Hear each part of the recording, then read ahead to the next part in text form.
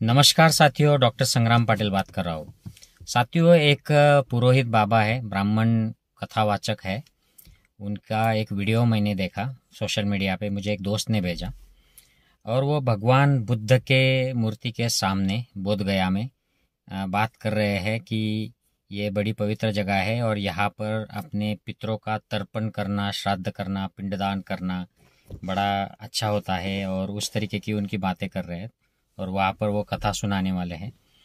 तो इस बारे में मेरे जो दोस्त है जिन्होंने मुझे ये वीडियो शेयर की, उनका कहना था कि ये तो बड़ा पाखंड है, भगवान बुद्ध के नाम से ये क्या चल रहा है। तो मैंने सोचा इस सिलसिले में इस बाबा का क्या रॉन्ग नंबर है, इस पर चर्चा हो जाए। तो साथियों, ठीक से समझिएगा, ये कोई लंबा लंबा वीडियो नहीं है और शेयर कीजिएगा लोगों से, ताकि हमें पता चले कि ये बाबा लोग किस तरीके का पाखंड चलाते हैं, रचते हैं अपनी खुद की जो आमदनी है उसको चलाते रहने के लिए, खुद का प्रचार करने के लिए। भगवान बुद्ध जैसे जो पूरे एकदम विवेकवादी थे, उनके नाम से ये सब पाखंड चलाते हैं। इसको तो जो पीके मूवी है उसमें जो रॉन्ग नंबर है, ये रॉन्ग नंबर लगाते हैं। तो भगवान बुद्ध के जब वो जीवित थे उस समय की एक बात है, कहानी है, ये त्रिपिटक में बताई गई है। तो एक व्यापारी, एक अमीर घर का लड़का रहता है और वो भगवान बुद्ध के पास रोते हुए आता है और भगवान बुद्ध से कहता है कि मेरे पिताजी अब चल बसे हैं, मैं आपसे विनती करता हूँ कि आप कोई ऐसा मंत्र करिए, कोई ऐसी कर्मकांड करिए आप, या कोई भी आपकी ध्यान साधना से ऐसी कोई प्रक्रिया कीजिए जिससे मेरे पिताजी के लिए स्वर्ग के दरवाजे खुल जाए। तो भगवान बुद्ध तो उसको समझाने का प्रयास करते हैं कि भाई मैं तुम्हारे पिताजी के लिए कुछ भी नहीं कर सकता हूँ, उनके स्वर्ग के द्वार, नर्क के द्वार मैं नहीं खोल सकता हूँ, ये ऐसा होता नहीं है और उनके लिए तुम भी कुछ नहीं कर सकते हो। लेकिन वो मानता ही नहीं है। वो कहता है कि मैं काफ़ी सारे पंडे पुरोहितों को मैंने देखा है, वो इस तरीके की चीज़ें करते हैं और वो नीचे कुछ कर देते हैं, मटकियाँ फोड़ देते हैं और ऊपर मरे हुए लोगों के लिए स्वर्ग के द्वार खुल जाते हैं हमेशा के लिए। तो आप भी कुछ कीजिए, आप तो उनसे भी बड़े विद्वान हैं, बड़े आप स्पिरिचुअल पर्सन हैं, तो आप भी कीजिए।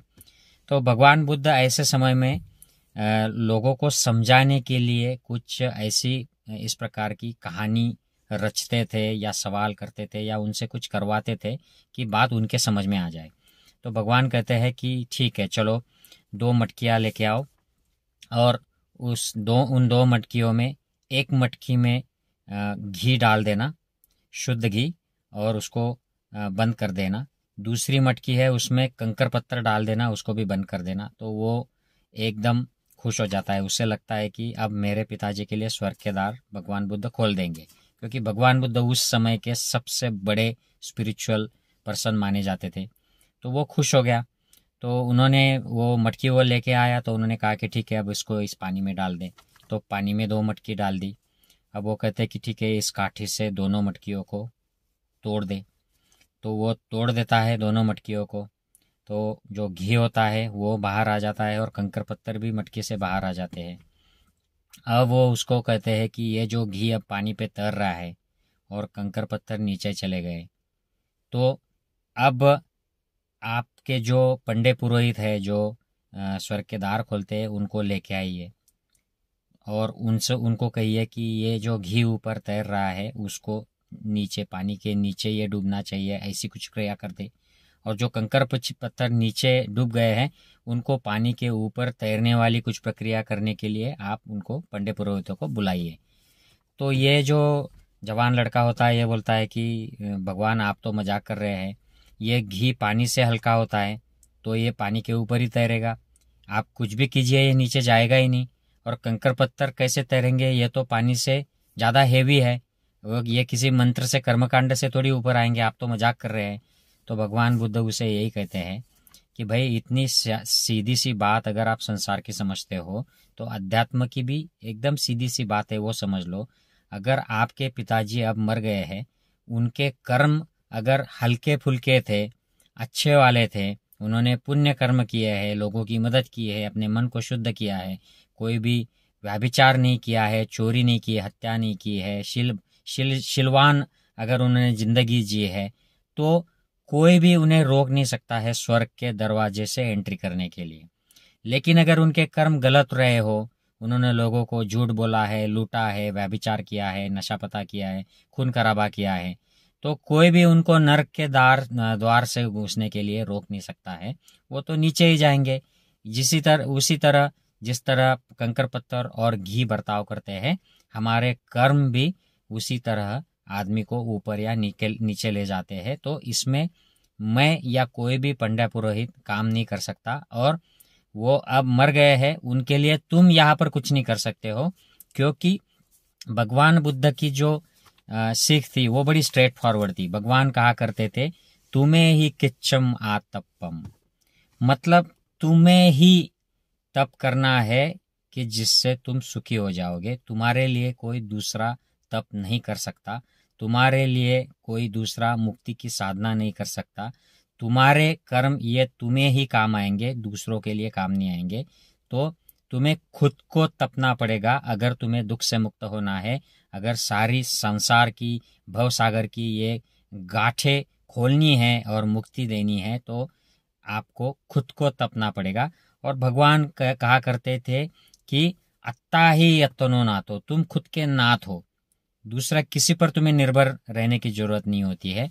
तो यही मार्ग वो बताते थे।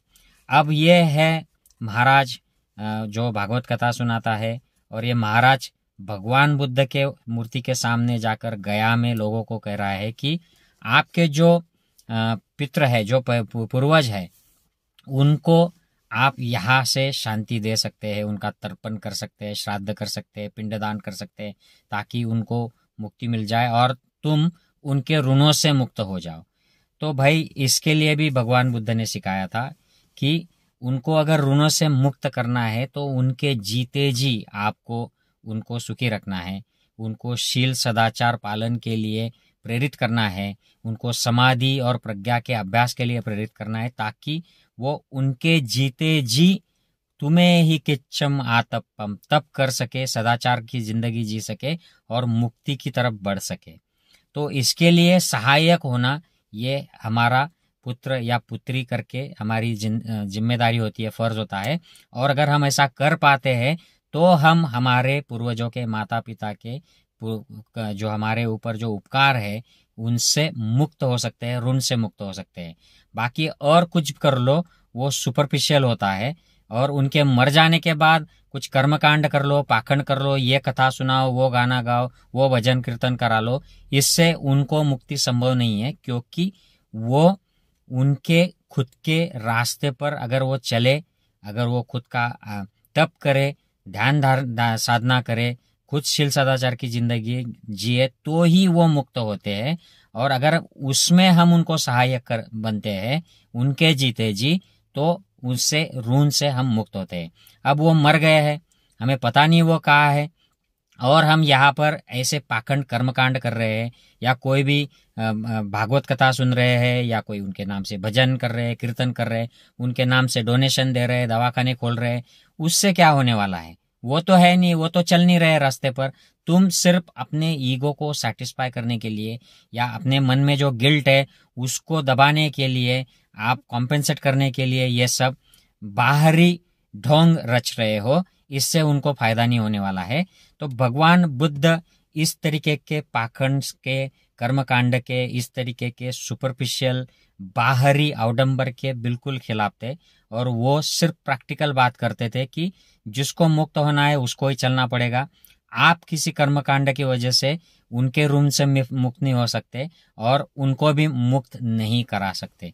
और ये पाखंड कथा का वाचक है, ये वहां जाकर कथा सुनाएगा और लोगों को प्रेरित कर रहा है कि आप यहाँ आकर अपना पिंडदान कराए, श्राद्ध तर्पण के जो विधि है वो कराए, ताकि आपके पूर्वज के उनके ऋणों से आप मुक्त हो जाए और उनको भी मुक्ति मिल जाए। तो ये होने वाली बात नहीं है, ये भगवान बुद्ध की सीख है। और बुद्ध के मूर्ति के सामने जाकर इस तरीके का ढोंग और पाखंड कहना, ये बड़ी मजाकिया बात है। लोगों को समझना चाहिए कि ये लोग अपनी कथा की जो बिजनेस है उसको चलाने के लिए, अपना प्रोपेगेंडा अपनी जो फिलॉसफी है उसको फैलाने के लिए भगवान बुद्ध के सामने ऐसा कहते हैं तो ये भगवान बुद्ध के शिक्षा का अपमान है। बुद्ध का तो अपमान नहीं होता है क्योंकि बुद्ध लिबरेटेड पर्सन है, उनका अपमान नहीं हो सकता है।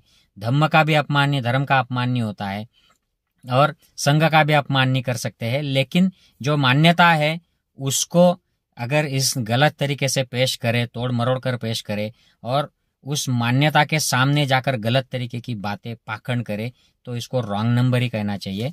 साथियों, अगर ये मेरी बात से सहमत हो तो आप ये वीडियो अलग अलग प्लेटफॉर्म्स पर शेयर कीजिएगा। फिर मिलेंगे किसी और वीडियो में, टॉपिक में। तब तक के लिए जय हिंद, नमस्कार साथियों।